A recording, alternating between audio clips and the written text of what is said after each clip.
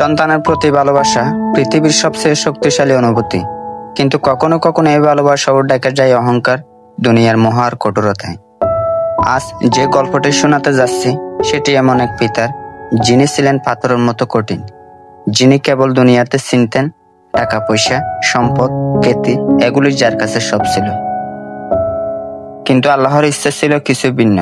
তার পাথরের হৃদয় একদিন গলে যায় নিজের সন্তানের চোখের পানিতে। বাবার নাম ছিল হারুন। একসময় ছিলেন একজন নামী ব্যবসায়ী। গাড়ি, বাড়ি, সম্মান, মানুষের চোখে তিনি ছিলেন সফল। কিন্তু এক জায়গায় তিনি ছিলেন চূড়ান্ত ব্যর্থ, তা হলো একজন বাবা হিসেবে। তার ছেলে হাসিব ছোটবেলা থেকেই ভদ্র, নম্র আর ধর্মপ্রিয় ছিল। সে নামাজ পড়ত, কোরআন মুখস্থ করত, আল্লাহর রাস্তা ভালোবাসত। কিন্তু হারুন চেয়েছিলেন তার ছেলে হবে দুনিয়ার সেরা বিজনেসম্যান। তিনি বলতেন, এই কোরআন মুখস্থ করে কি হবে? 5 ওয়াক্ত নামাজ দিয়ে কি টাকা কামানো যাবে? হাসিব চুপচাপ থেকে বাবার অসম্মান সহ্য করত। সে শুধু দোয়া করত, হে আল্লাহ, আমার বাবা যেন তোমার দিকে ফিরে আসে। একদিন বাবার এক বন্ধুর সামনে হাসিব কোরআনের একটি আয়াত তেলাওয়াত করছিল। হারুন হেসে বললেন, এই ছেলে তো হুজুর হতে চাই, চাকরি বাকরি কিছুই করবে না, দেখবি একদিন ভিখারি হয়ে যাবে। সেদিন ছেলের চোখে যে পানি নেমে এসেছিল তা ছিল কোনো কষ্টের জন্য নয়, তা ছিল তার বাবার জন্য। সে ভাবছিল, আল্লাহ, এই মানুষটিকে তুমি কিভাবে হেদায়েত দেবে? এক রাতে হারুন ব্যবসার কাজে বাইরে গিয়েছিলেন।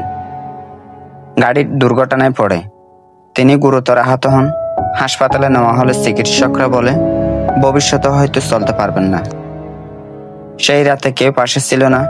বন্ধুরা ফোন বন্ধ করে দেয়, বড় বড় অফিসের লোকজন যোগাযোগ বন্ধ করে দেয়। হাসপাতালের বেডে তিনি চোখ বন্ধ করে পড়ে থাকেন, আর মনে পড়ে ছেলের কথা। সেই ছেলে যাকে তিনি কখনো গুরুত্বই দেননি। পরদিন সকালে চোখ খুলতে দেখেন ছোট্ট এক ছায়ার মতো কেউ তার পায়ের কাছে বসে আছে। চোখে পানি, মুখে সেজদার পর সৌম্য তৃপ্তি। হাসিব। সে বলল, আব্বা, আমি কোরআনের 30 পারা পড়েছি আপনার জন্য। আল্লাহ যেন আপনাকে ক্ষমা করেন। হারুন কাঁদতে লাগলেন।